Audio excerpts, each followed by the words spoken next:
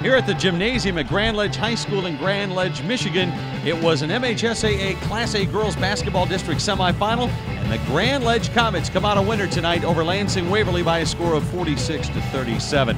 And welcome inside the gymnasium and to the best seat in the house right here at Xfinity High School Sports. Along with Bernie Foose, my partner, I'm Joe Jason. Thanks for joining us for the highlights of this terrific game tonight between these two Warriors, the Warriors of Waverly and the Comets of Grand Ledge. First half of basketball, not that dynamic. Only 28 points were scored in the first half, but Waverly made this one close after losing by 21 earlier in the season. Well, it's always tough to put somebody out and beat them handily in a playoff game. Each team's playing their hearts out. They know this is their last game potentially. Always tough to put somebody away. And give Waverly credit. They were in this game until the last part of the fourth quarter. But give credit to Grand Ledge. They played defense, they made their free throws, and they've got a great matchup in the next outing here in the finals. Well, let's take a look at the highlights in this one. One of the sad parts about this game is that for senior Victoria Milton, it would be her last time on the floor for Lansing Waverly today, but she did not go quietly.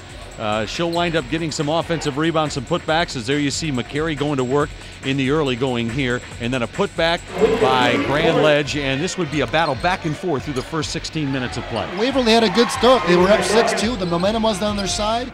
Grand Ledge was standing around, but sure enough, you see it right here. The Orwatts got back into it, hit some three-pointers, carried that momentum here into the second quarter, got back involved and pushed that lead to 2 going into halftime. And there is the Thunder of Thunder and Lightning, Mobley, doing a nice job underneath that left-handed hook that she has, going to work on the glass. And neither team can really pull away here in the first half. 15-13, not a big offensive explosion. Both teams really feeling each other out. But that did turn in the second half. Both teams kind of found their rhythm. You see a beautiful shot there by Milton. She had a great second quarter. Really came alive in the fourth for a few minutes there. But the third quarter was kind of back and forth, but it really was getting the ball inside to Mobley. They made a concerted effort to get her the rock. But Grand Ledge, they came back, hit some shots of their own. They got the ball inside to Crocker. She had a few inside shots, hit some big threes, and they really took control in that third quarter going into the fourth.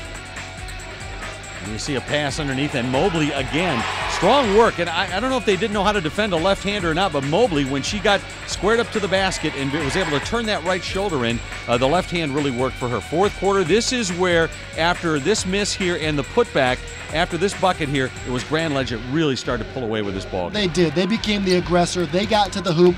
They drew the fouls. There was an and one right here. Really pushed that lead over to 9 points.